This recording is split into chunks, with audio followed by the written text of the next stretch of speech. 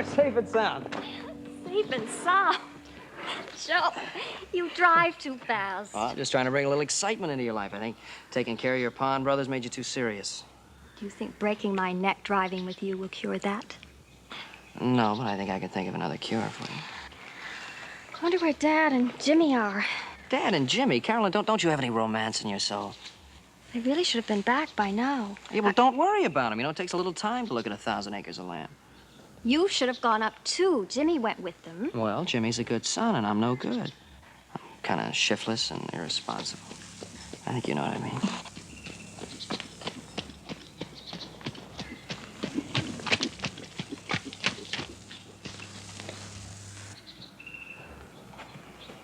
Are you looking for somebody, stranger? Yeah, a man called Partridge, you know him? Lem Partridge is my father. Is he here? So you got some business with him? Yeah, kinda. Him and me's old friends. He's not here now. He's up in the hills surveying a piece of land with Mr. Cartwright. You can wait for him. Yeah, well, I'll catch up with him later. You just tell your daddy an old friend from Tucson dropped by. Tell him Jack Grote said hello.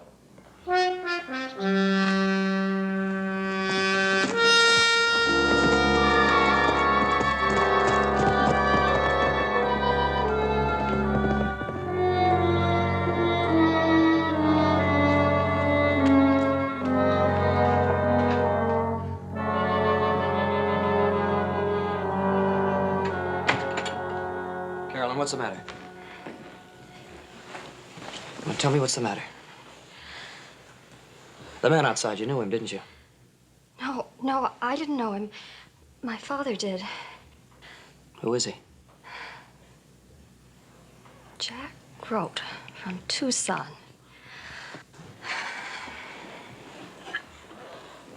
It's my mother. My father said once if it hadn't been for Jack Grote, my mother'd be alive today.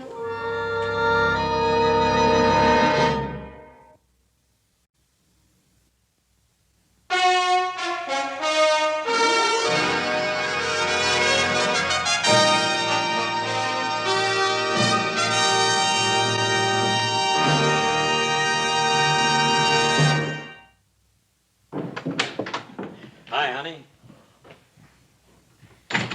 Well, for a young couple supposed to be enjoying themselves, you're both looking mighty serious. Oh, that's really fine land up there, little Joe. This time tomorrow, your father and I are going to own it. How about staying for supper? Try some of Carolyn's cooking. Dad, there was a man looking for you. Oh, what man? Jack Grote from Tucson. Jack Grote. Dad, isn't that the man that... Yes, that was the man.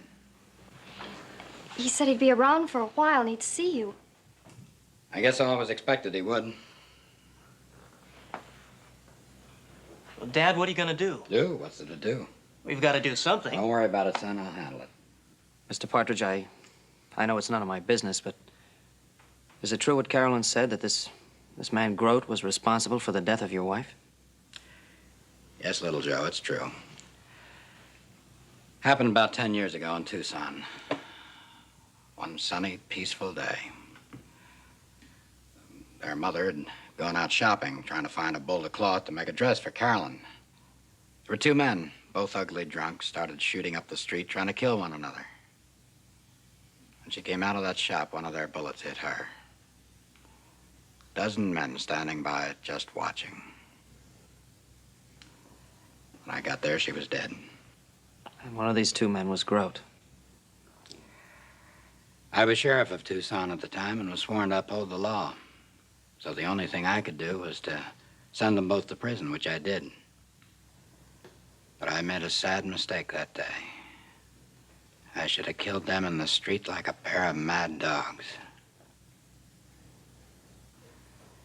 Instead, I arrested them and gave them a fair trial. I tried to convince myself that I had done the right thing. But that's mighty small comfort when you're burying your wife. Well, Dad, what are you gonna do now? I guess I'll just have to wait to see what he means to do, son. Now, stop worrying. I've handled plenty of men like Jack Grote. Let's have some supper, honey. You'll stay, won't you, Joseph? Well, no, thank you, Mr. Partridge. I wish I could, but I better be getting back to the ranch. You tell your father I'll meet him at 9 o'clock in the morning at the land office, all right? Yes, sir. Good day, Carolyn. Jimmy. Carolyn.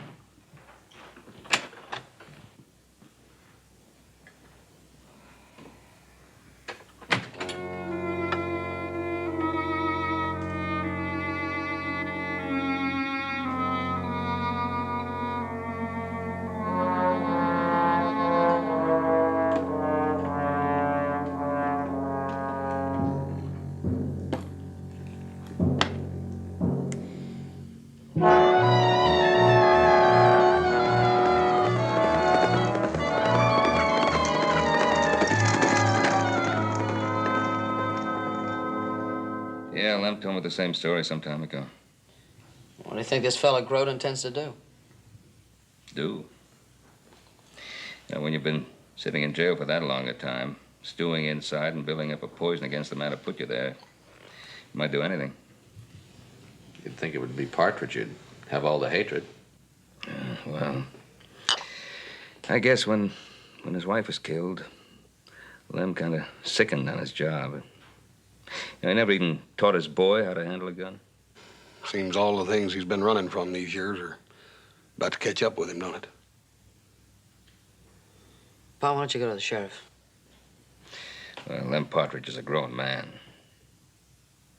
I'm having a meeting with Lem and Wade Cowley about that land deal in the morning. I might try to persuade him to go see Roy. Hoss, you riding with me? Sure, Paul.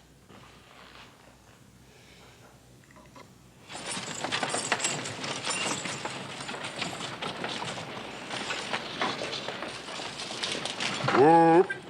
How long you gonna be, Paul? Oh, just as long as it takes for Lem and me to haggle with Wade Cowley over the price and then sign our names. You load up the buckboard and, don't forget, make sure that side meat is... I know. The side meat's nice and lean, Paul. All right. I'll meet you back at the store as soon as we're finished. Right. Wade? Oh, Ben? Jimmy? Where's your father? Carolyn and I talked him into going to see Sheriff Coffey. Good. Oh, Wade, I hope you haven't changed your mind about selling that land. I'm no rancher, Ben. I'm far more comfortable operating out of an office here in town. There are days when I wouldn't mind changing places with you. I see you got the deed already.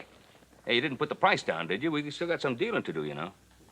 No, I'm just waiting for Lem Partridge. Well, you'll sell your land, don't you worry now. Well, I'm not worried, Ben. Oh, here he is now.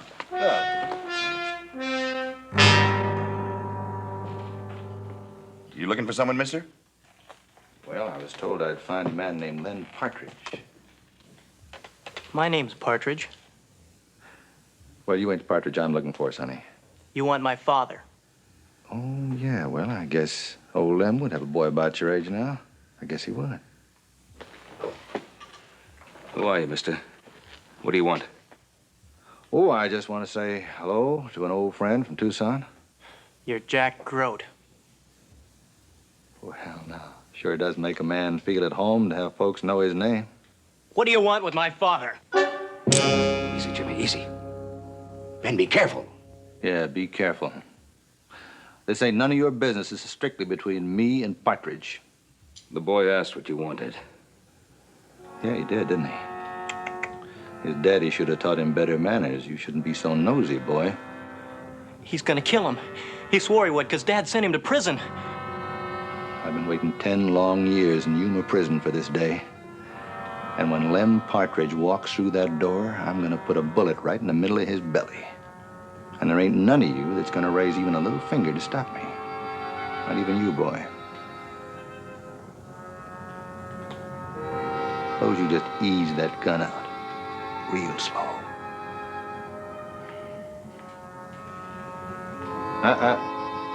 Over there on the table. Be quiet. Now, look, Grote. All this happened such a long time ago. Why bring it up now? Don't forget, last time you were lucky. You got away with a few years in prison. This time, it'll be the rope. So why don't you just ride quietly out of town and forget the whole thing? Last time was an accident. This time I know what I'm gonna do. This is gonna be a fair fight. He's gonna draw, then I'm going to draw. Then I'm going to walk right out of here. Then I guess there isn't going to be any fight. Partridge hasn't worn a gun in 10 years. Partridge knows I'm in town. He'll be carrying a gun. He's unarmed. You shoot an unarmed man, you won't get 50 yards from that door. If I know Partridge, and I do, he'll be armed. Over there. You two. Come on, move!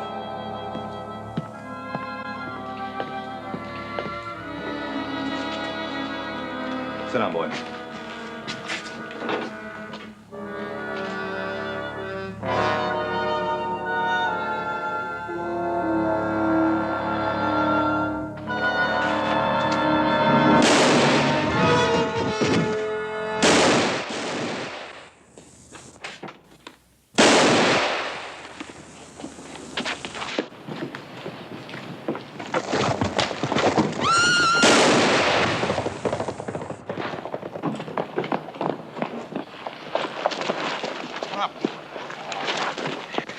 What happened, Paul? What'd he do?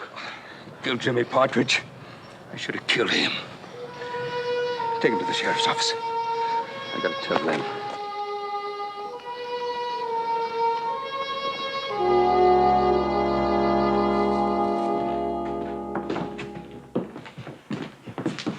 Sheriff, I think I'm going to be very comfortable here. It's better than I'm used to. Yeah, it's a real nice little jail. Inside.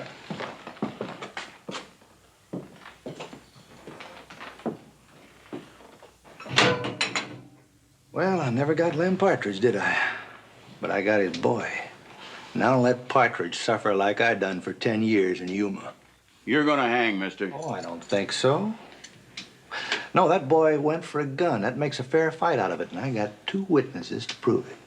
You got a couple of witnesses that heard you say you was out to get Lynn Partridge, too, Buster. Big boy, they don't hang a man in this territory for what he meant to do. You got a real dandy there, Roy. Let's see. That boy never touched a gun in his whole life. I never let him. You all knew that. Lem, there was nothing we could do. Nothing you could do. I tried to stop him.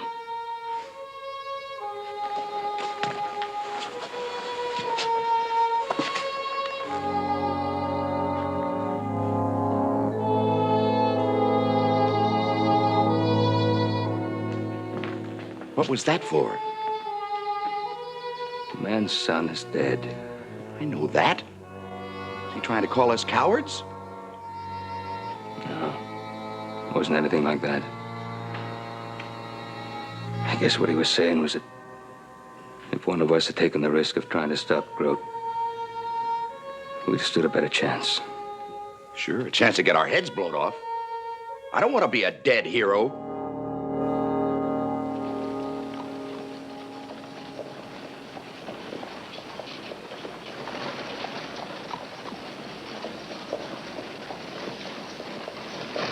Where's he going? I don't know, Paul. He just turned and walked away.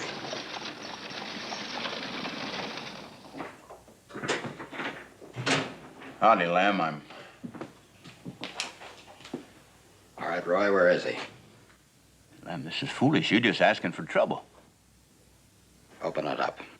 Why don't you? I said open it up. All right.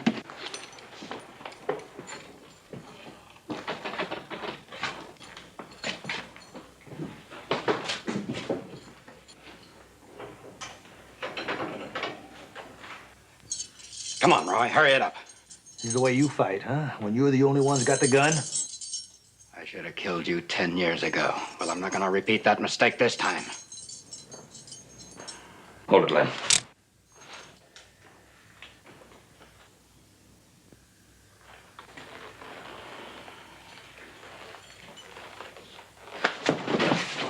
Let go. Lem. Haven't you done enough already? If you kill him like this, you'll be no better than he is. Now, come on, let go. Go on home, Lem. Let go. And him? You stand trial, you know that. That's right, Partridge. I'll stand trial, you know that. Give me a chance, Ben. A chance, that's all I ask. A fair fight. Now, we can't do that. Lem, you're forgetting you was a sheriff once. Now, go on home and settle down.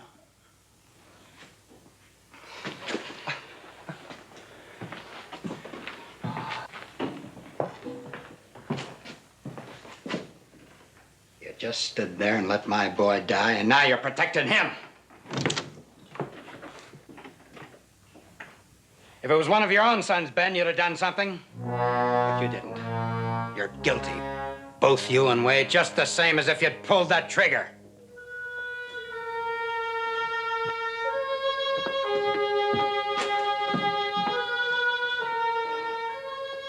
Old Lem didn't mean what he was saying. As soon as he simmers down, give him his gun back, huh? Come on, Paul, let's go home. Paul.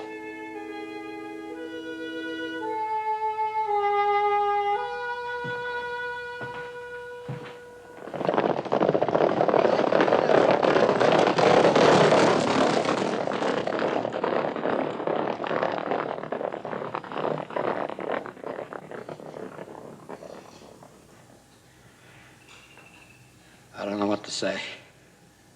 I got no words. He was a good boy. Never did any harm.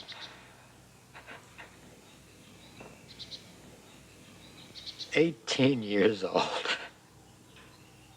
Boy, he never even had a chance.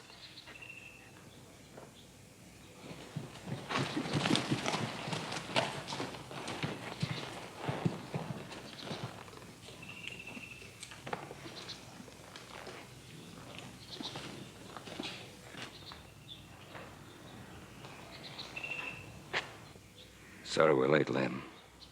We want to pay our respects. Little late for respects, isn't it? Dad. You're a big man around here, Ben Cartwright. But from now on, to me, you're a small man. Small man.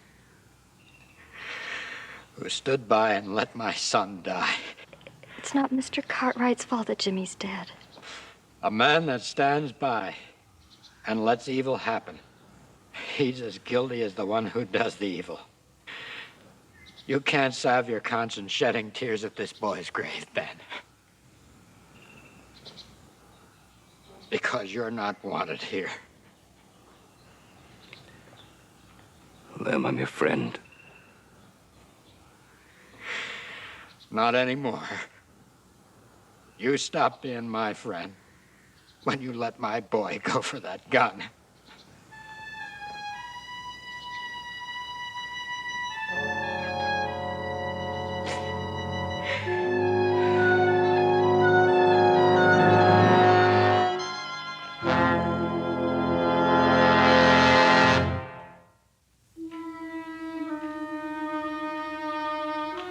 I've never ever seen Paul like this before. He's taking it terrible hard. Well, it's known Lem Partridge for quite a long time. He was like an uncle to Jimmy. Yeah, but he's acting like it was his fault that the boy got killed. I don't get it. He's upset about what Mr. Partridge said. He must know he wasn't responsible. Well, not for what he did. He's thinking about what he might have done. Yeah. Looks like there's something we could do or say or something. Maybe there is. Maybe we can prove that he couldn't have stopped him.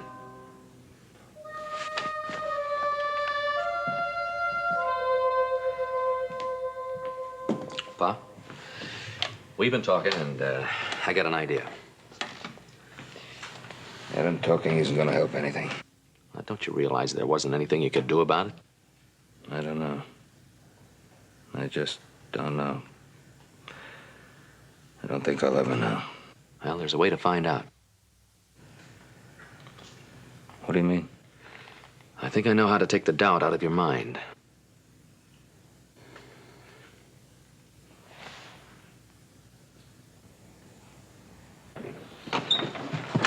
Now, wait. Hello, Ben. Little Joe, Adam. What can I do for you? Well, it may seem a little strange to you, Mr. Cowley, but we want to go over what happened yesterday. We'd like to go through it the way it actually happened. With empty guns, of course. Where were you standing, Pa? Over there by the corner of the desk. Joe, get over there. And where was your gun? That table, just on the side of it. Joe?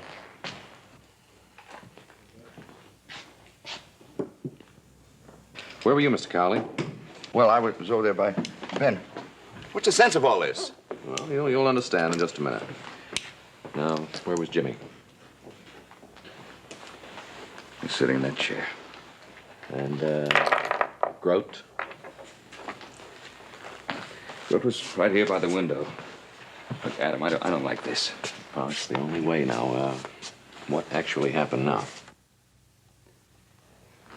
Well, Grote stepped up to the window where you are, had his gun in his hand, and he just moved over to the window because he heard someone coming. I guess he thought it was Lem. And he began to pull down that shade. That's when it happened. Jimmy went for my gun. All right, let's see what happens.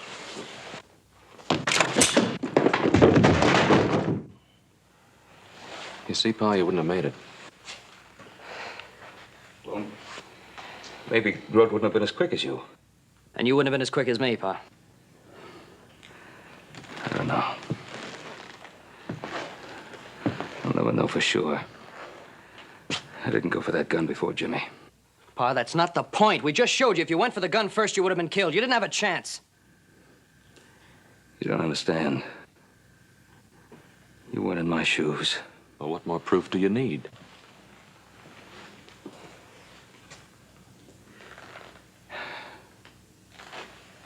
Thank you. Joe, look, you go on back home. Something I've got to do. But wait.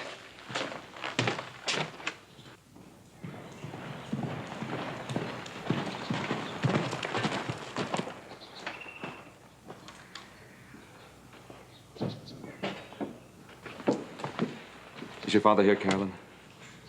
No, he isn't. Oh, where is he? I don't know, Mr. Cartwright. I don't know.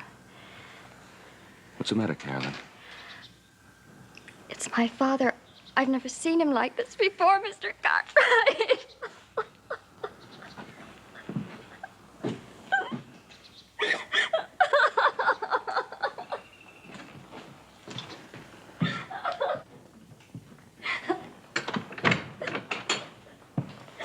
Now, Carolyn. Come on now, pull yourself together. Now, tell me what's wrong. After the funeral yesterday, my father rode away and he didn't come back until dark. He wouldn't eat any supper. He sent me to bed, but I could hear him pacing all night long. All night? Yes. I dozed off and on, but I could still hear it. Early this morning, I couldn't stand it anymore, so I walked into the room and found him cleaning a rifle. I'm sorry to be such a baby. Oh, Carolyn, you've had a terrible few days. Did your father say anything to you? No, he didn't. He just... When I saw him with a gun, I just rushed over and tried to take it from him. He pushed me away. Mr. Cartwright, that's the first time my father's ever touched me in anger. Oh, dear. You know, men sometimes say things or do things in anger which they really don't mean. Well, he didn't even look like my father. He just glared at me and turned and left the house. I heard him ride away on his horse. When was this? Oh, this was a couple of hours ago. I'd better be going now. Mr. Cartwright, please, tell me something. I don't understand. When my mother died, my father put up his guns. Now when my brother dies, he puts them back on. Carolyn, sometimes when grief piles up on a man, his thinking gets blurred. in spite of himself. But why does he have to kill Grote? Oh, no one's going to kill Grote. Grote's in jail. Now, Sheriff Coffey and I are your father's friends, so don't worry about anything. Oh, thank you. Have you eaten today? You better fix yourself something.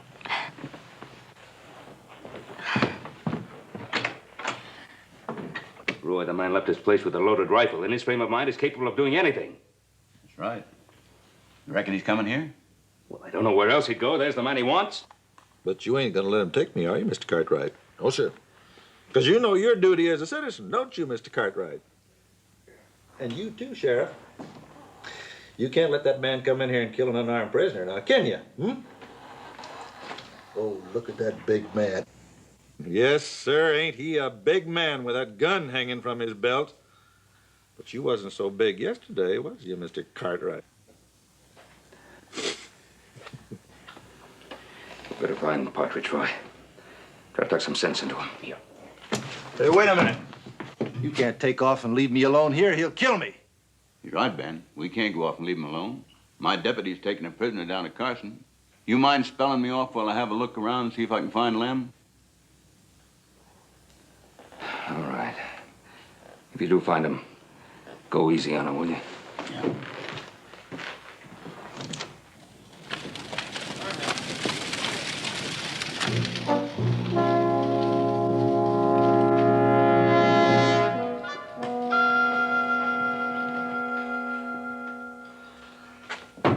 Oh, it sure does give a man a good feeling to know he's being guarded by the chief witness for the defense. Well, let me tell you something, Grote. When I testify at the trial, it'll be against you, not for you. Well, you gotta tell the truth, don't you? I mean, a big, upstanding citizen like you ain't gonna lie. How is he? You'll hang, Grote. One way or another, you'll hang. What do you mean? Put up that rifle, Lem. Now, you step aside, Cartwright, because I'd just as soon kill you, too. Look, Lem, I can't let you do this. All right. You got a gun? Try and stop me. Now, I'm gonna count. And when I get to 3, you better be out of the way or go for your gun. 1. Don't be a fool, Lem. 2. Use your head. 3. To jail. Now, the next time it's gonna be for keeps. You better shoot for keeps.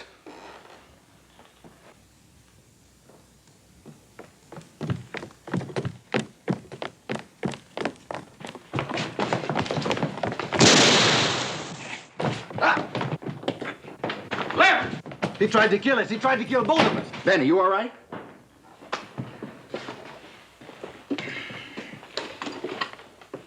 I'm all right. Yeah, it's only a flesh wound. Ben, he meant to kill you. He could have killed me, he didn't. Even though he thinks you and I are guilty? Maybe we are guilty. How could we be guilty? Guilty of what? We're guilty of what we did yesterday or didn't do in the land office. It's only human. Are you saying we're guilty of being human? Ben, you all right? Yeah, I live. Where's Lem? Well, he got away. This is pretty serious. You know, it's one thing to wanting revenge on the man that killed your own son. But it's another to go around with a gun just shooting at people. What are you going to do? I'm going out and get a posse together and send them out to look for him. I don't reckon he'll be home after this. Roy, Partridge is an old friend of mine. Don't hurt him. Let me go look for him, will you? Ben, you just do whatever you want, but I got a job to do. Now, he's wounded one man and tried to kill another one. I got to bring him in just any way I can.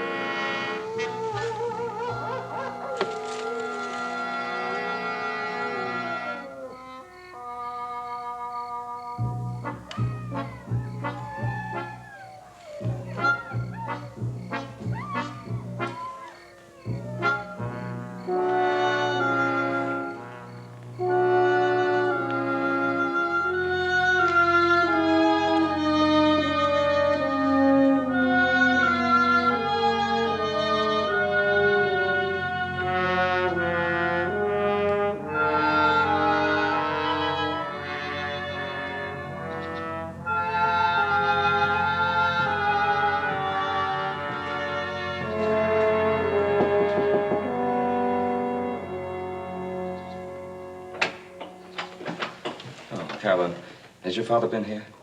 No, Mr. Cartwright. Thank you. Bye. Bye.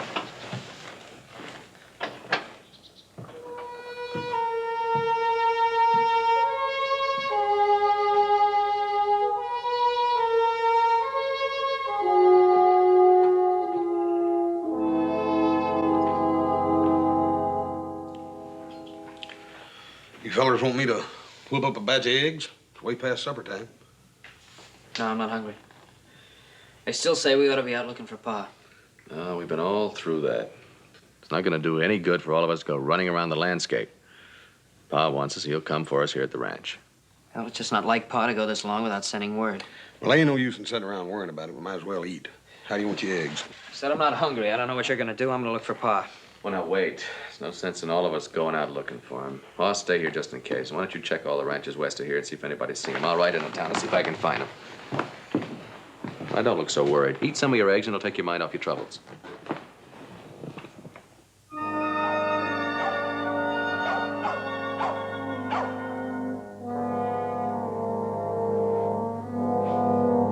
Hey, Sheriff! Sheriff, why don't you stop that paperwork and put some wood in the stove? I'm freezing. By the time I get this paperwork finished, you're going to be on your way to a place where you're never going to get cold again.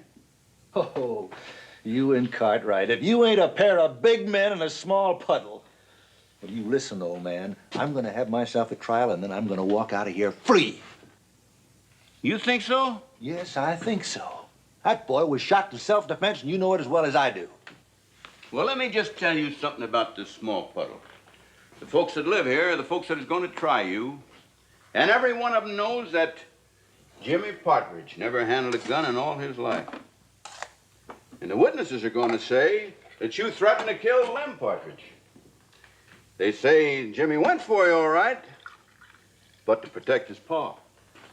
And you shot him. In self-defense, you old goat.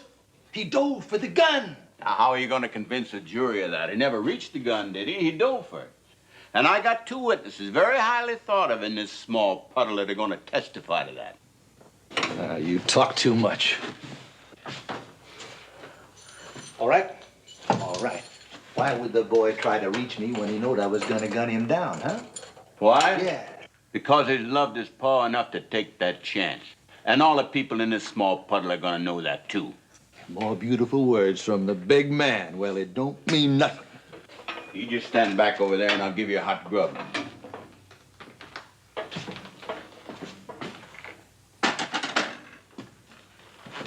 Now, look, Sheriff.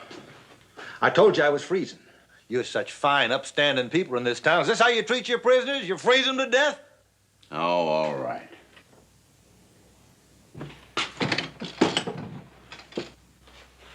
Here, wrap yourself up in that and shut up.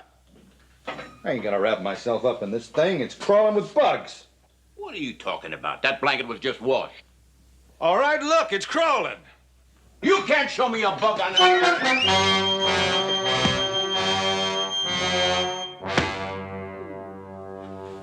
Thanks for the lecture, big man. Everybody's a big man. What kind of a blasted sheriff are you, anyway? How could you do a stupid thing like that? I'm asking you, what kind of a sheriff are you? Well, right now, I'm a pretty sick one, and that infernal talking of yours ain't helping me out one little bit. Oh, my head. Oh, the devil take your head. What about my life? You and your papers and your talk about witnesses. Oh, calm down, will you? I was only doing my job. I just can't understand it. I was sitting in my office, minding my own business. And now, just a day later, a man is all fired up to kill me. Oh, wait, nobody's going to kill you. Is that so? Well, that's what you think, Ben Cartwright. Do you know what happened? Do you know what our smart sheriff did? Oh, Roy, I couldn't find them. Was the posse able... What's wrong? What happened to you? That's what I'm trying to tell you, Ben. This idiot let Grote escape. Oh, no, Roy. He's right, Ben. I'm a stupid idiot. I let that Grote maneuver me into a position where he hit me over my head with my own gun. After all the years I've had of handling assorted criminals. Oh, that's not the important thing right now, Roy. Grote's free, and Partridge is running around those hills with a rifle. There's going to be shooting. There could be killing. Never mind about them. We've got to think about ourselves now. They're not the only ones who could be killed. Others could be killed too, like you and me. What are you talking about? I'll tell you what. He knows we would be witnesses against him. Now he'll want to kill us. Oh, nonsense, Wade. Nonsense? Yes, nonsense. Groot's not going to bother with us. Why not? He's a killer. We're the only witnesses. That's exactly the point. He needs us alive. He's after the man who he came to kill in the first place. And that's Lem Partridge. Yeah, that's Lem Partridge. The first place he'd look for him would be Lem's place. Carolyn is there, alone. Yeah, Ben, we got to get out there. Oh, Roy, you're in no condition to go anywhere. You get yourself to a doctor. Wade, you come with me. Walk in between two men out gunning for each other, not me.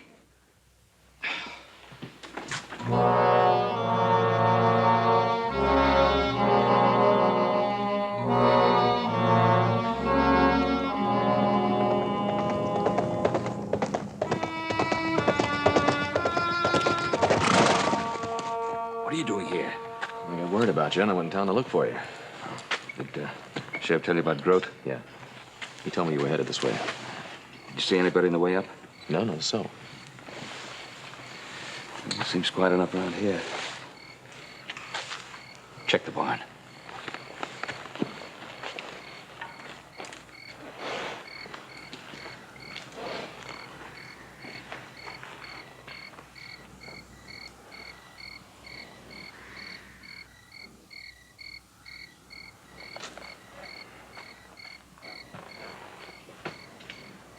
There's nothing there but Partridge's horses.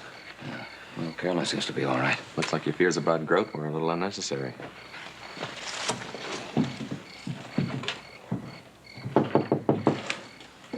Who is it? It's me. It's Ben Cartwright, Carolyn. Are you all right, dear? Yeah, yes. What's the matter? Nothing. My father's not here right now, Mr. Cartwright. Wait here.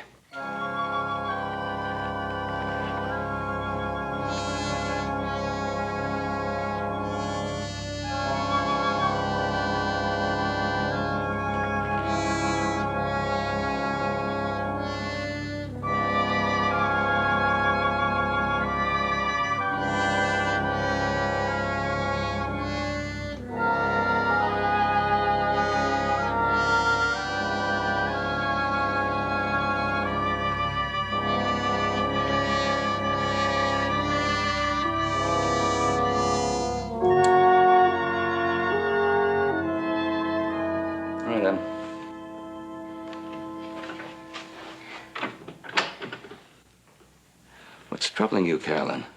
I'm troubling her, big man. And I'll just trouble you to slip that gun out. Put it on the table. You too. Oh. Easy.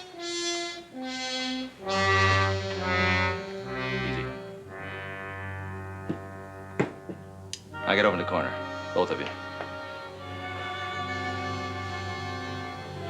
He's waiting for my dad. He's going to kill him. Say, she's as smart as her brother, ain't she? And prettier. Groot, you already killed a man's son. How much more blood do you want? Just his. And I'm gonna spill some of it as soon as he comes through that door.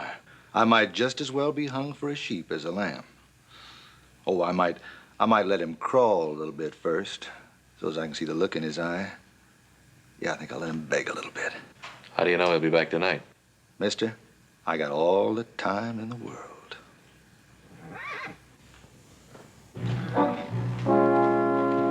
Get back in the corner. All the way. Go on.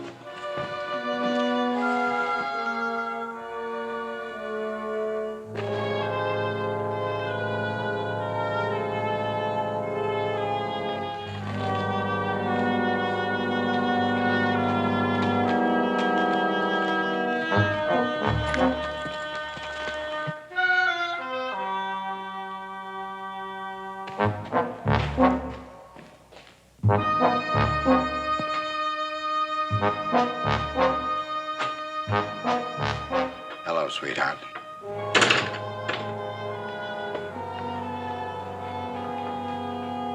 What are you doing here? Drop the rifle. Go on, drop it.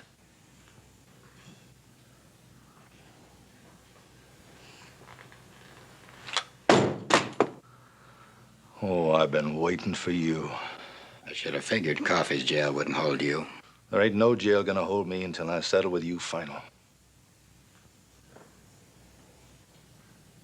Get over by the fireplace. Away from the gun.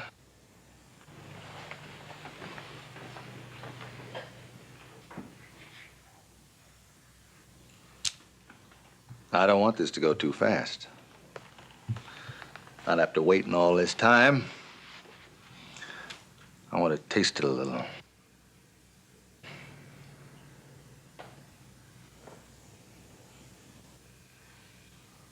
Come over here, sister. If this ain't the most stubborn family, you know, you're gonna bruise just as easy as your brother, honey. Do as he says, Carolyn.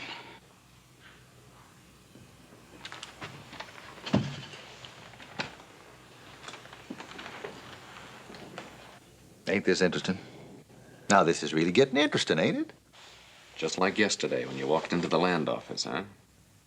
Yeah, just like yesterday. Who are you and what do you know about it? He's my son, I told him. Oh, your father, the big man here.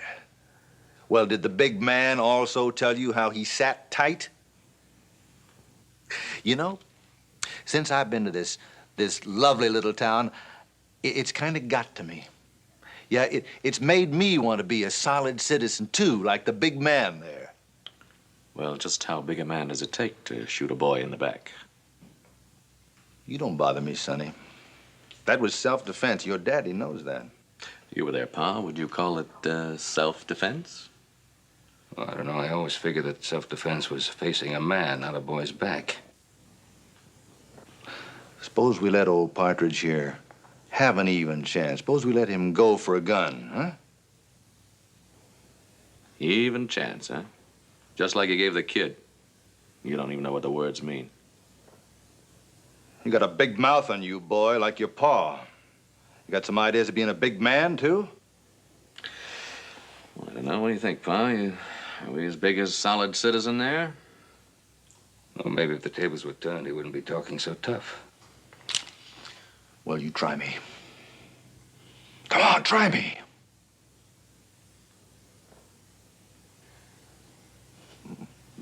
Well, talk is easy, ain't it? Now, you two listen to me. This is the way it's gonna be. You open your mouths again, and this little girl is gonna get it. You filthy, murdering animal.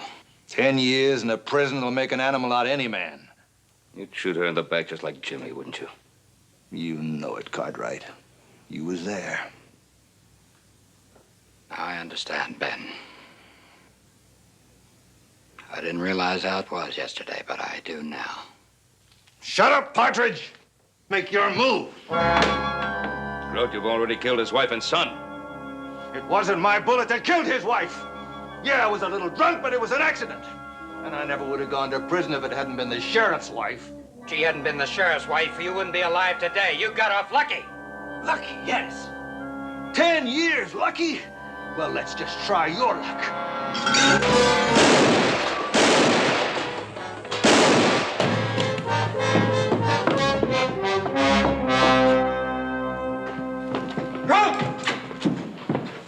Hold it.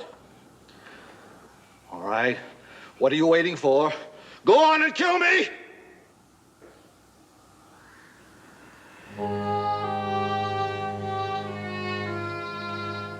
Madam, ride into town and get the sheriff.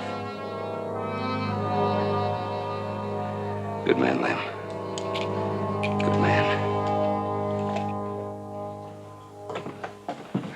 Say, Ben, I thought that wild young son of yours was supposed to take my daughter riding this afternoon. Yeah, I guess he is.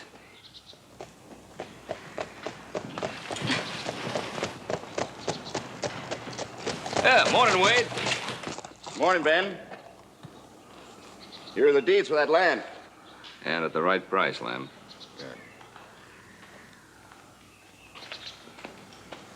Here they are, made out right and proper. Thank you. Well, that looks pretty good, doesn't it?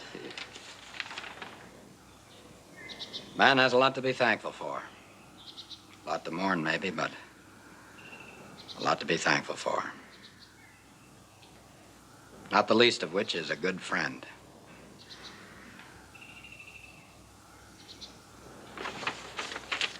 Thank you, Lem. Take a ride out and have a look at your new land. Oh, I'm gonna do that. Yeah. Thanks for coming out, Wade. Not at all, Lem. Ben, do you still think we were guilty of anything? Well, as you said, Wade, perhaps of being human. Oh, and Carolyn, don't keep my son out too late.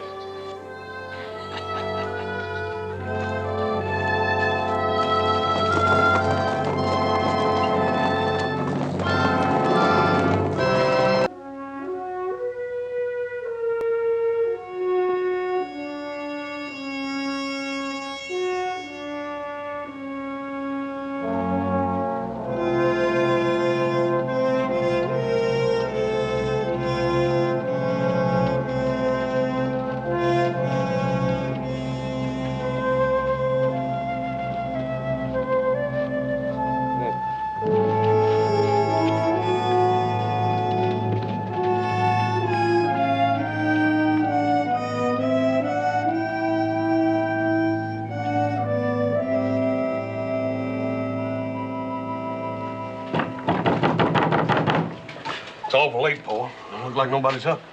Yeah, somebody better be. I feel like I've been glued to that saddle. Evening. What do you want? We, like to bed down our horses. You fellas know what time it is? Friend, we sure do. We've been riding since sunup. I'm sorry. I'm not taking care of no stinking horses this time of night. Wait a minute now. We'll take care of the horses. You just provide the 4 stalls.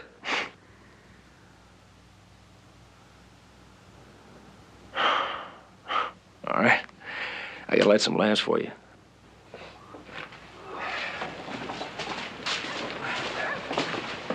I hope we don't have that much trouble getting room for ourselves. Joe? Yeah. You help Hoss with the horses, and Adam and I'll go and see if we can get some rooms at the hotel. Right, Pa. Hey, Paul, it was a terrible long ride today. How's about a little drink before we turn in? Yeah, especially after 3 weeks cattle drive. You buying, Pa? Well, I guess I am, since I'm carrying all the money. Hey, what would $30,000 worth of beer look like anyhow? Well, that all depends. You mean in one big glass? Or lots of little ones? One great beckin'. Look, the only thing you boys are going to be drinking is water out of a pump. Come on, let's go to the hotel. Oh, which way is the hotel? Halfway down the street if you can rouse anybody. Thank you very much. Take care of the horses, Jim. Right, Pa.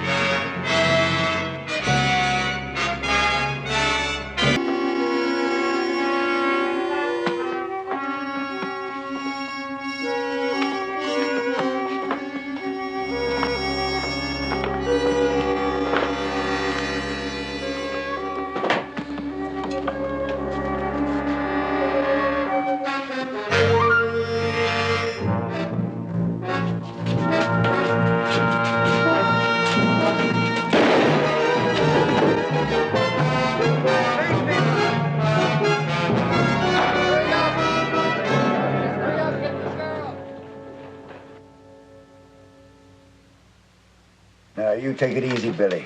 We sent for the doctor and sheriff. There were 3 of them.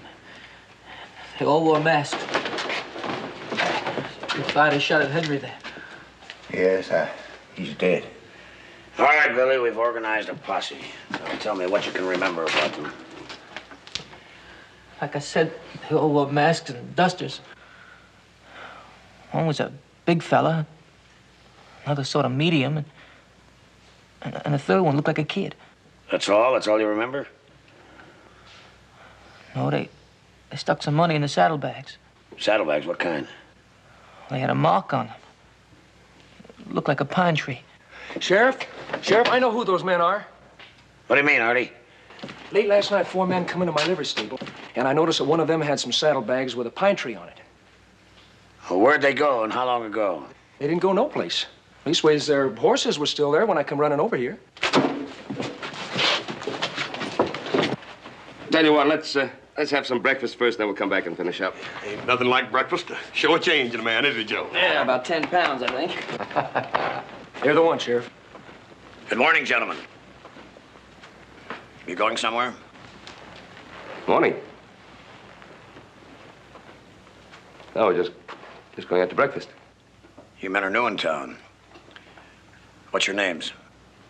Well, the name's Cartwright. These are my sons. Those your saddlebags? They certainly are. Why? Well, they might be important. Well, they're very important to us. Why should they interest you? They interest me just enough to arrest you for robbery and murder. Now, that's not a very good joke. There's nothing funny about shooting an old man down in cold blood. Now, wait a minute. Now, we just got into town late last night. We've been at the hotel sleeping. We just came out. Good. You can tell the whole story at your trial. Oh, wait a minute, Sheriff. Shut up, son. Take off that belt. The rest of you do the same. Now, look, you must be mistaken, Sheriff. We'll find that out soon enough.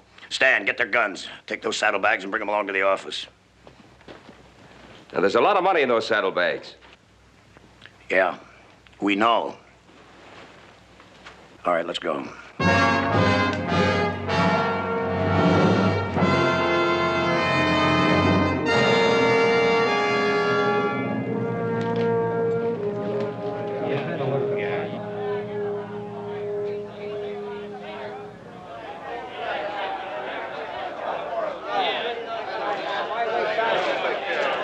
What are you gonna do, Sheriff? Let him get away with it? Wait a minute! Wait a minute! These men are murderers! They just murdered an old friend of yours. Henry Payne has lived in this town for 20 years! All right, now you all know what a nice old man Henry Payne was. One of the best. Well, what are you gonna do about it? I say jail is too good a place for these murders! Now you listen to me. There'll be no lynching. Not in this town, as long as I represent law and order. These men are gonna get a fair trial. If they're proven guilty, they'll be punished. I say forget the trial. Let's hang him now! You. How about you? And how about you, Artie? How would you like the responsibility if later these men are proven innocent? All right. There'll be a trial over at the saloon tomorrow. I'll talk to the judge and have him get a jury. If any of you try to break into my jail, I'll arrest you and throw you right into a cell along with these men. Get on about your business.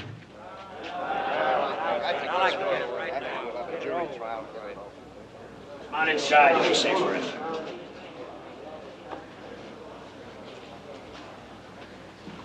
Now, look, Sheriff, I think we're entitled to some kind of an explanation. Inside, inside. I'll explain all you want.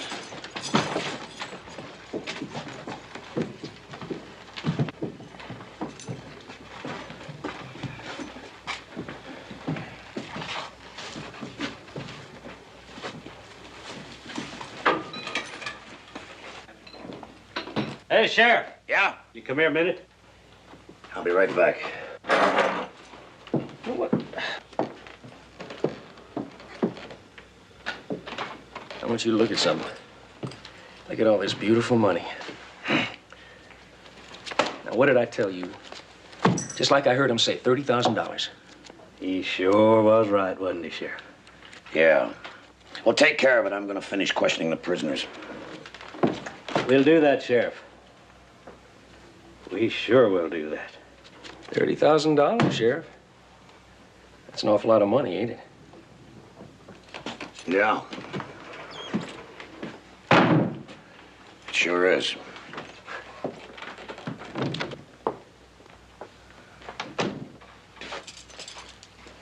Cartwright, where'd you get all that money we found in your saddlebags? I've been telling you, Sheriff. We drove our cattle to market, and we were on our way back to Virginia City to deposit the money there. You got a bill of sale for the cattle? Well, certainly I've got a bill of sale. There.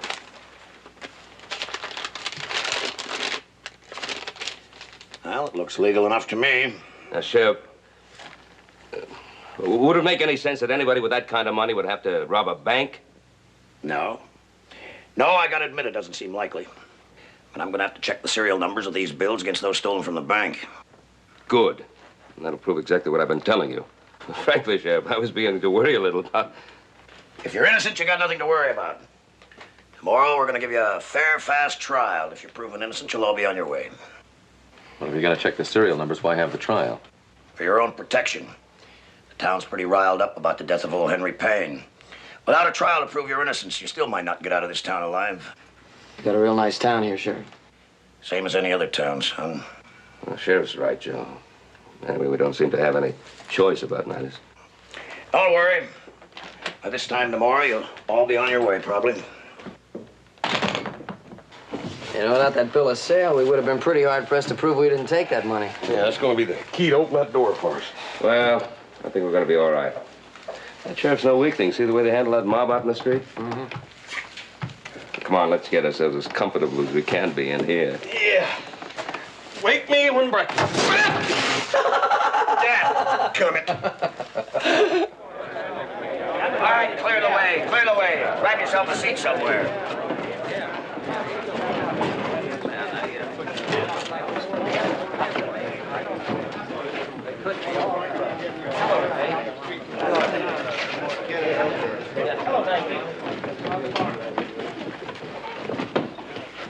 On your feet, take off your hats.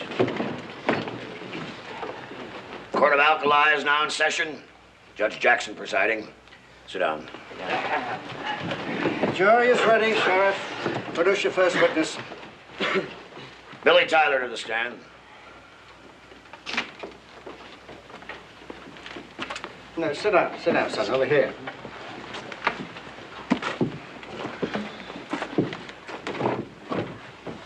You swear to tell the truth, so help you God? I do. Tell the court what happened in the bank. Well, there's not much to tell, Judge. These three men came in with masks on and guns out and forced us to open the safe. Then they tied and gagged us, and then they went over to the safe and started taking the money out and putting it in a saddlebag. Can you describe the bag, Billy? Yeah, it was just kind of an ordinary leather saddlebag, except that it kind of had a pine tree brand burned into the side of it. Pine tree brand? What do you mean by that? Well, it was just kind of a pine tree brand. Bag like that, Billy? Well, yeah, that's it. And that's the pine tree.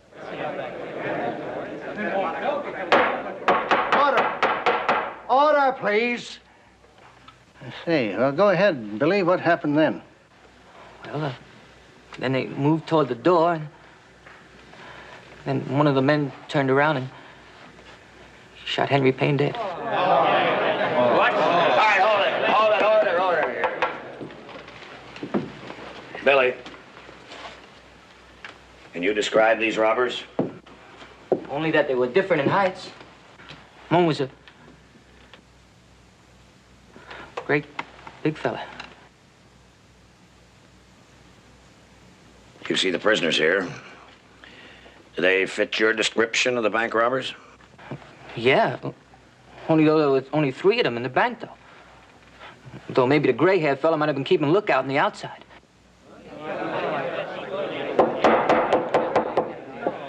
We didn't ask you that, Billy. You just stick to the things you saw. That's all I saw after they killed Henry. Then they just ran out, and next thing I knew, some people were busting in and untying me. All right, thank you, Billy. You may step down. All right, quiet, order. Quiet or I'll throw you all out. You have merely established that the height of the robbers might match the height of the prisoners, and that the prisoners had a saddlebag marked with a particular brand, the same that the robbers used. But that is not positive nor sufficient proof. Sheriff, have you got another witness? Yes, I'd like to call one of the prisoners as a witness. Mr. Cartwright, will you step forward? Oh. Now we're flying out. You swear to tell the truth, so help you God? I do. I first met Mr. Cartwright in the livery stable shortly after the robbery. How long had you been in town, Mr. Cartwright? Well, we got into town late the night before last. We stayed in the hotel all that night, and we met the sheriff at the stable yesterday morning. And you told me you hadn't even heard of the robbery. That is correct. When I arrested you, did you have that bag with you? Yes, of course. My son Adam was carrying it. Contained a fairly large amount of money which we'd received from the sale of our cattle. How much money would you say was in that bag, Mr. Cartwright? Sheriff, I can tell you exactly how much money was in that bag. $30,000. How much was that sum that was stolen from the bank, Sheriff? Exactly $30,000. Order! Order, please. Of course, this could be a coincidence, Judge. If Mr. Cartwright had $30,000 of his own, it would seem silly that he would try to steal an equal amount, risk his own life and those of his sons. However, I have a witness that I think will clear things up for us. Thank you, Mr. Cartwright. That's all, Mr. Cartwright. Well, Sheriff, That's all, Mr. Cartwright.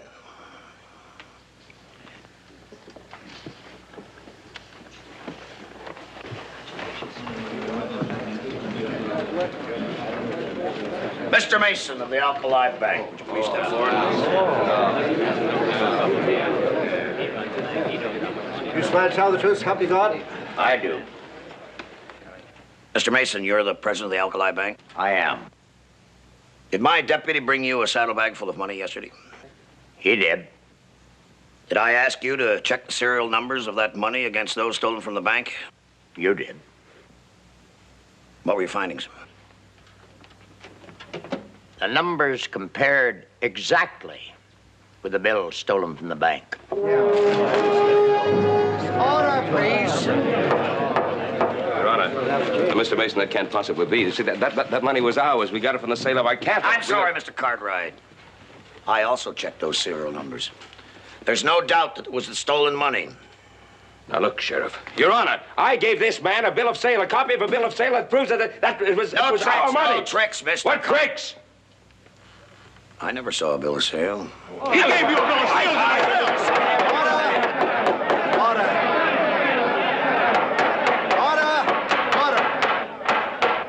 Order, please. The verdict is already very clear to me, but we must leave it to the jury to decide. We already come to a decision. They're guilty of robbery and murder. Order. The defendants have been found guilty, and I hereby sentence them to be hanged tomorrow morning at sunup. Why wait till tomorrow? Let's do it now!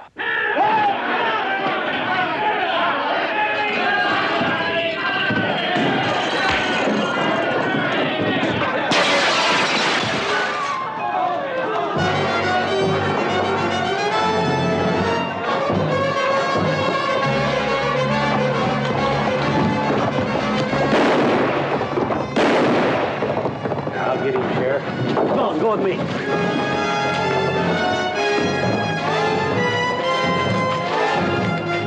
Don't worry, Cartwright. Stan will get your kid. You've had your fast fair trial. Put him back in the cell. Well, let's get it.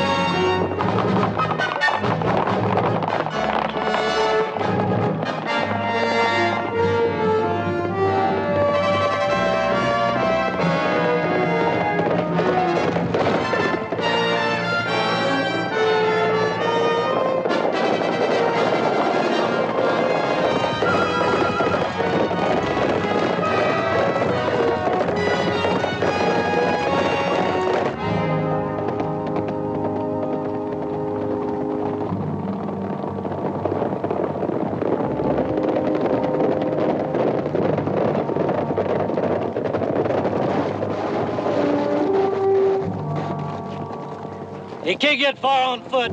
Spread out.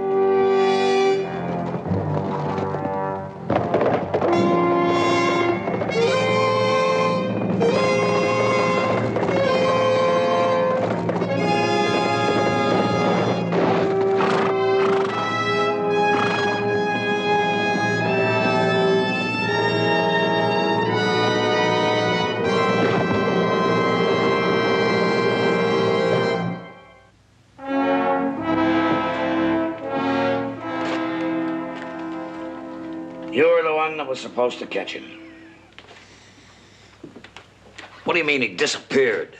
Well, I'm telling you, that's what happened. When his horse run away, I knowed he had to be in that clump of trees, but he wasn't. Then the posse combed that clean. Did you look up into the trees? You know, he just might have climbed up into it. Well, of course I looked into the trees. What do you think I am? I think you're stupid. That's what I think. All right, that's enough. Besides, there's nothing you can do. His family got a fair and square trial by a judge and a jury. If he comes back to town and tries to make any trouble, he'll get a rope, just like the others. That's right. There's nothing he can do, is there, Sheriff? What did I tell you? Didn't I rightly tell you? And it worked. Slicker than greased ice. Even though you was afraid to take the gamble. Shut up, Artie. Things aren't over yet. No, they will be in the morning, Sheriff. Just a few more hours. You're a great one for big ideas, aren't you, Artie boy? The only trouble is that you forget the little details that foul up those big ideas. Stan. This saddlebag that we copied, you forgot all about it. I told you to get rid of it. Now go out and bury it somewhere. All right, Sheriff, I'll take care of it.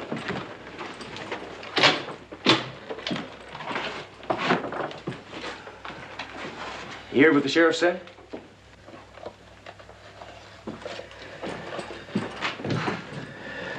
Boy, he sure is a dummy. He's too dumb to handle all that money, Sheriff. Maybe he should fall down and die. Enough of that. We've done enough harm to this town already. I was just talking out loud. Tell you what. How about me mixing us a drink? Celebrate? Artie, I've told you to stop counting your chickens. I can't help that, Sheriff. I can't help that. This money is going to get me so far away from that liver stable and the stink and the smell of them horses. Here, does, Sheriff. To me and my big ideas, and to you and your careful details.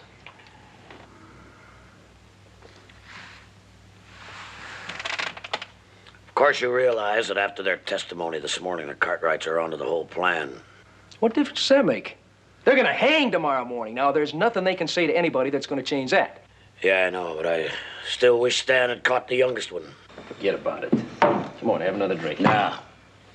It's bad luck to celebrate. Besides, I got to feed the prisoners. Let me do that.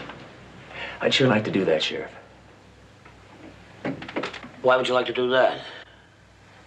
I just kind of like looking at men that know they're going to die in a few hours, that's all. You're a strange one, Artie. Okay, go ahead.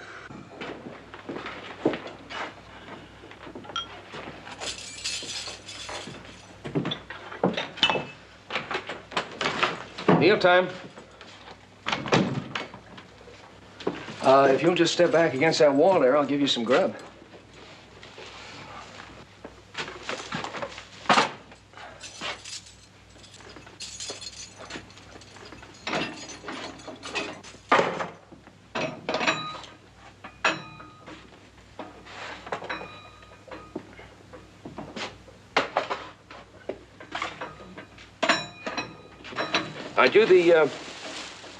Aren't you the man who runs the livery stable where we put up the horses?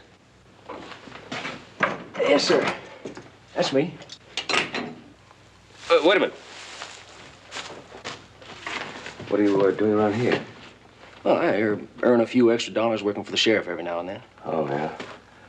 Say, how'd you like to earn A lot of extra dollars. What do you mean, sir? I don't want the sheriff out there to know, but I gotta send a telegram. Oh. Well, I don't know, Mr. Cartwright. Now, that'll be aiding a prisoner. Now, that ain't right.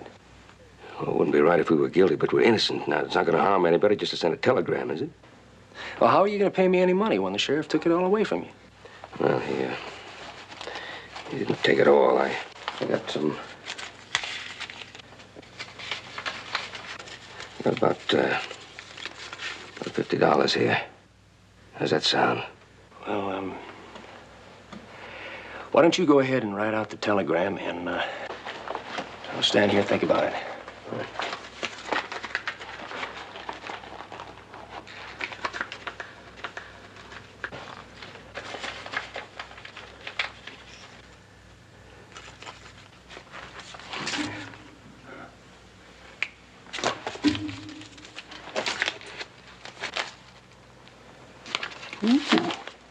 Whew, this is a territorial governor.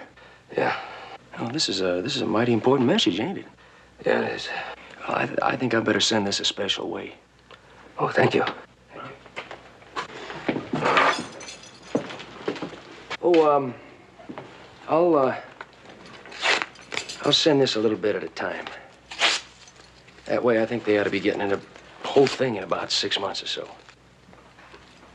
Enjoy your meal, gentlemen.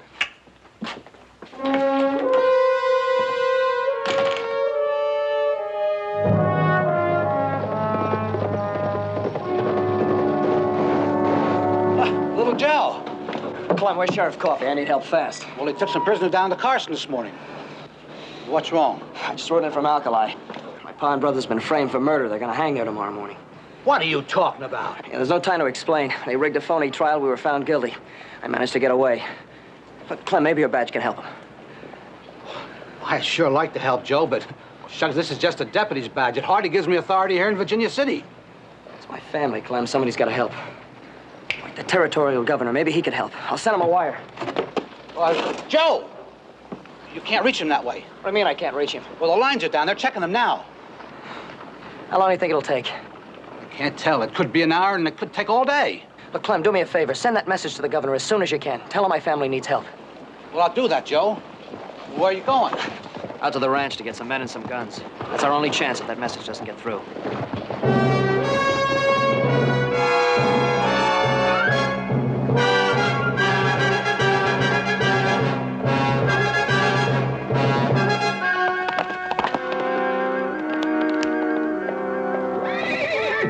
Bob, Jim, I need your help. Pa and my brothers got framed for murder in Alkali. You're kidding. Yeah, if we don't get there by sunup with some men and guns, they're gonna hang. Don't say any more. We're with you. All right, I'll need a gun and a fresh horse. Take mine. He's saddled and ready to go. Right, thanks. Bob, you ride north. Get as many men as you can. I'll ride east. I'll meet you at Carson's Crossings in 2 hours. Right.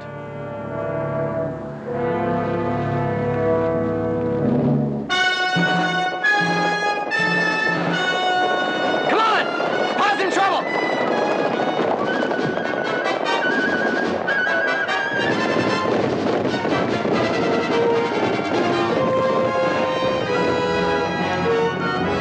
Come on, Mike, we need help!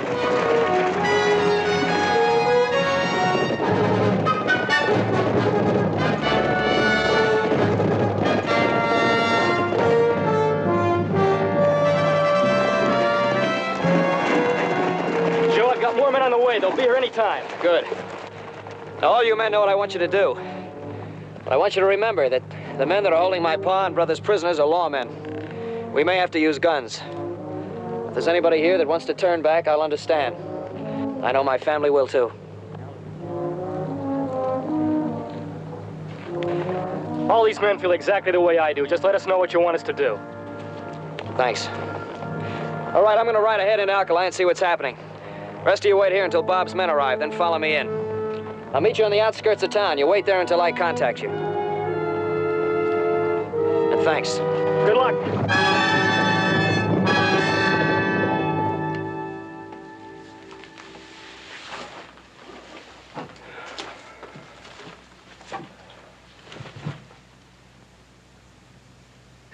I only knew Joe was all right.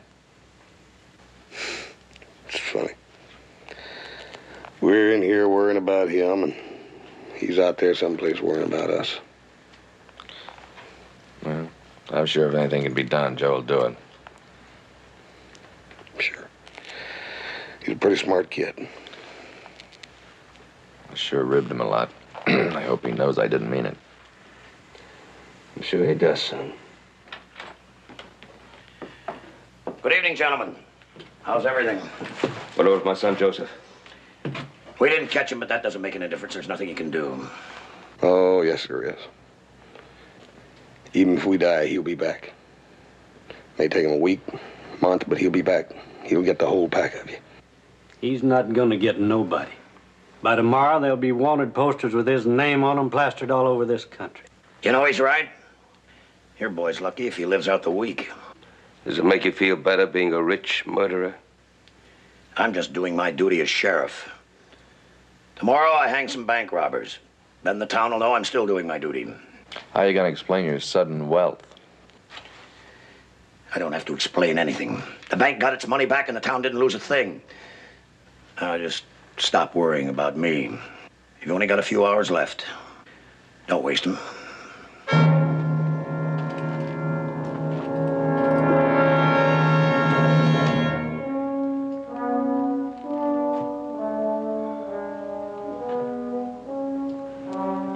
Strange the things a man thinks of when he knows he's going to die. Like what, huh? I was thinking about the time that Joe took all those guys hand wrestling at the Bucket of Blood. And you and me had bought him all rounds of drinks to let him do it. We never did tell him, did we? No. You do think of silly things. What? Oh. Like how green the grass gets in the springtime. The snow in the winter. All the things we take for granted every day. Just silly things.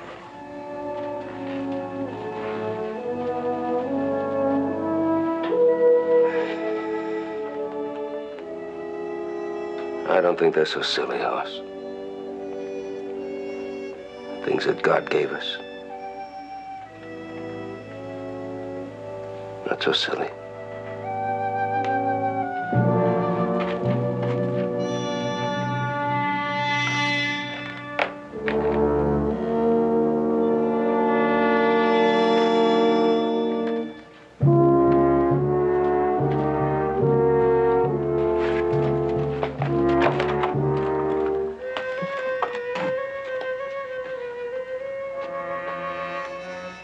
I wonder where everybody is.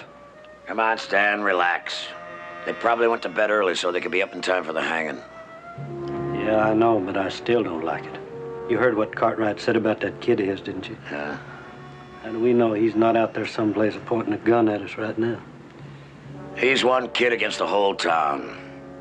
Once those posters are out, he won't stand a chance. So stop your worrying, will you, Stan? Go out and make your rounds the same as always. I don't want tonight to be different than any other night. After all, we do have a community to protect. Yeah. I'll go ahead and make my rounds as usual, and then I think I'll turn in. Good. See you bright and early in the morning. Right.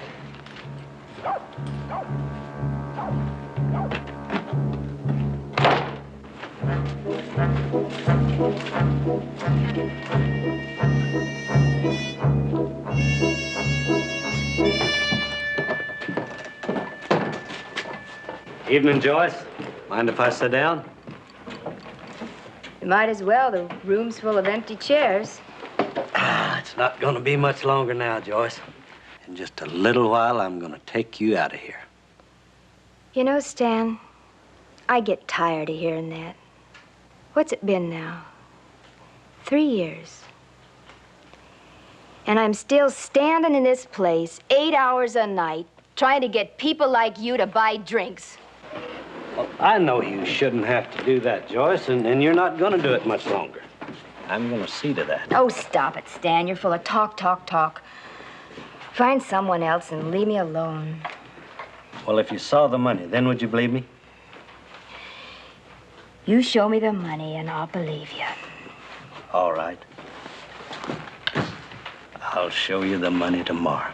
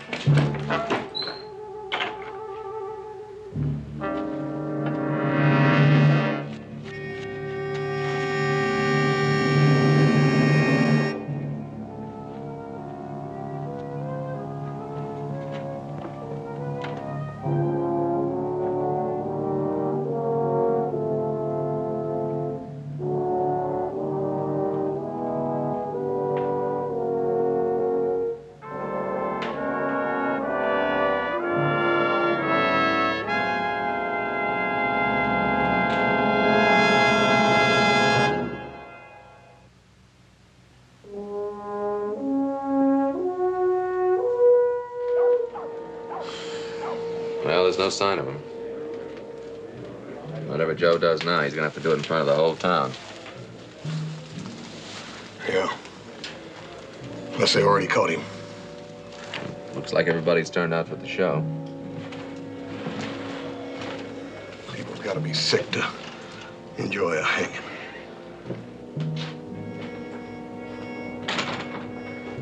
You men have about 10 minutes. Is there anything I can do for you? Yeah. Open that door and come in here alone for just about a minute. I'm glad to see that you still have a sense of humor.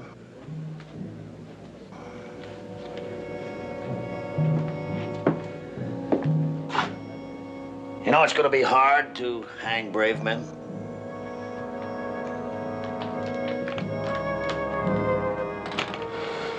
I can't figure him out. Seems proud enough of being a sheriff. Yet he's gonna do something like this for a few measly $1,000 he'll get after they split it up.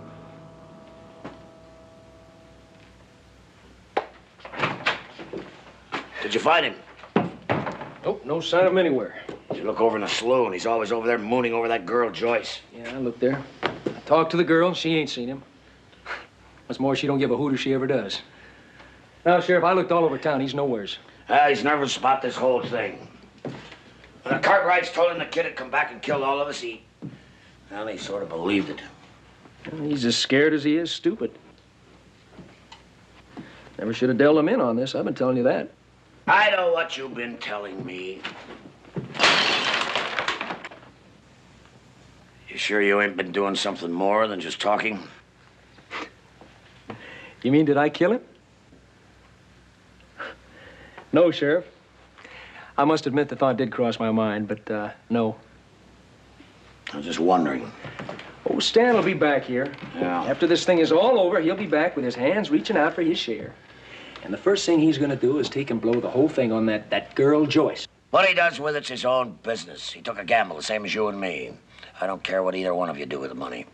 That's because you ain't been running a livery stable for the past 10 years. You don't hate horses like I do. Well, I'm gonna get me so far away from those... I've heard all of that before, so shut up, will you, Artie? Well, the sun's well up. Better get the prisoners. Let me help you. Why, Artie? Why do you want to do that? Oh, Stan ain't around. Somebody's got to give you a hand. You kind of like all this, don't you, Artie? Sure I do. Why not? Besides all that money, it's going to be fun watching them hang. We're gonna need some help.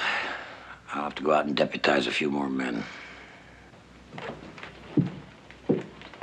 You stay out of there, Artie. You stay out of there till I get back.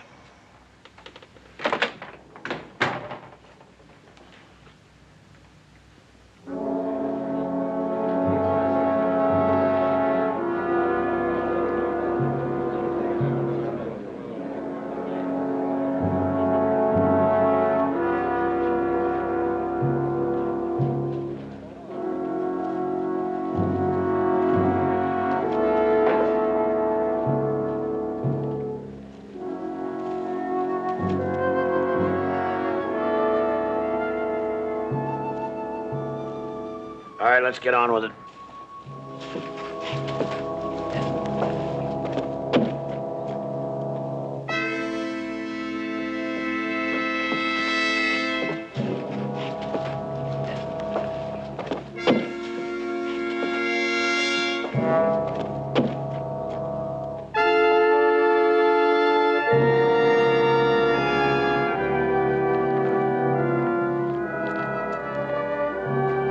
Put the ropes on.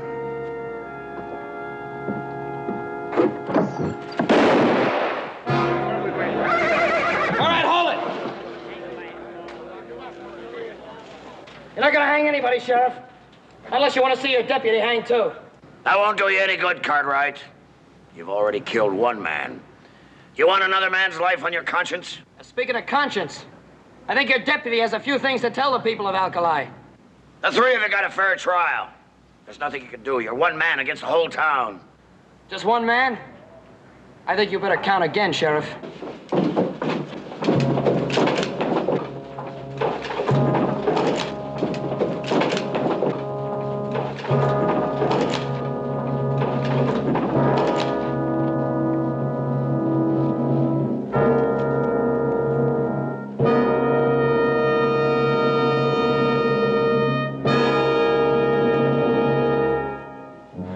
For an ugly bunch, ain't they pretty? Yeah. Now, nobody moves, nobody gets hurt. We're gonna have another fast, fair trial this morning, just like the one you gave my family. I'd like to call my first witness, your deputy, Stan Mays. All right, Stan, tell him who shot the teller. Tell him who killed the teller. Tell him, or so help me, I'll hang you right here. It was Artie. Say it louder! It was Artie.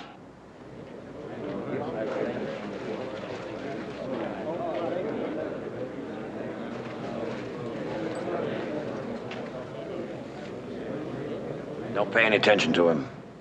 You can't listen to the word of a man whose life is being threatened. Shut up, Sheriff. I'm not through with the trial yet. I want to show you my first bit of evidence. Saddlebags with a pine tree brand. It's like the one you have in your office, Sheriff. Only Stan and I dug this one up behind the blacksmith shop. You recognize it, Artie? You ought to. They belong to you. No. No!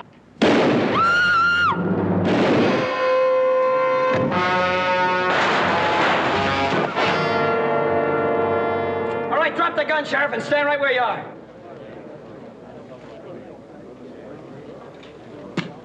Oh, stinking horse.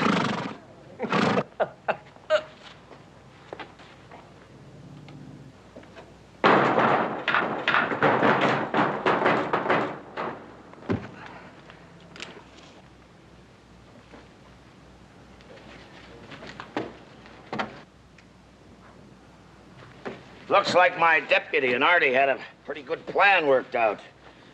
I'm certainly glad we found out the truth in time. All right, you men are free to go. We're sorry about the mistake that we all made. Not yet, Sheriff. The trial's not over just yet. But don't you remember what you said about that trial? About the serial numbers on those bills found in our saddlebags matching the ones stolen from the bank. That's right. That's right, I did.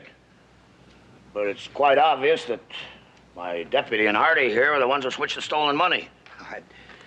I never dreamed that they were the ones that robbed the bank.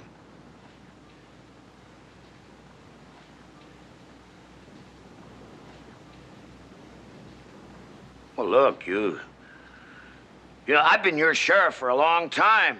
You all know me well enough to know that I couldn't have anything to do with a thing like this.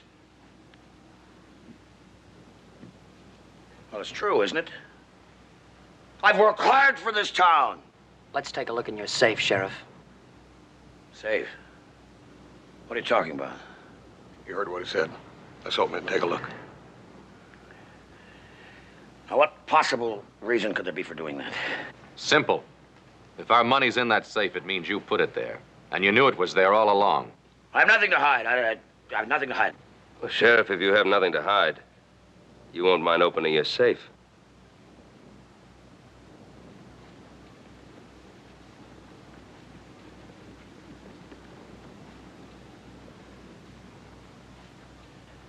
right, we'll open the safe. That'll make you happy.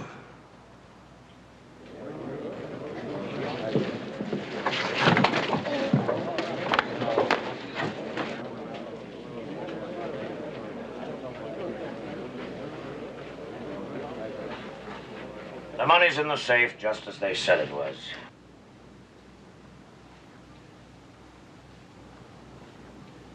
Stan and Artie and I, we stole it. And we put the blame on the Cartwrights. But why?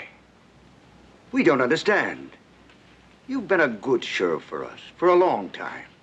Why, if you needed money, you could have come to any number of us.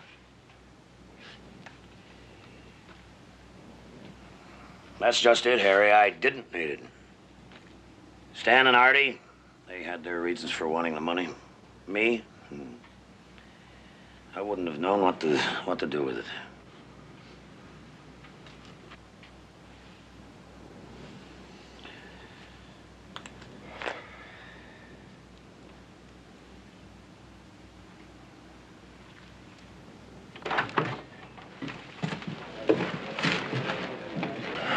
Well, little brother, I don't know when I was gladder to see you. Yeah, what took you so long?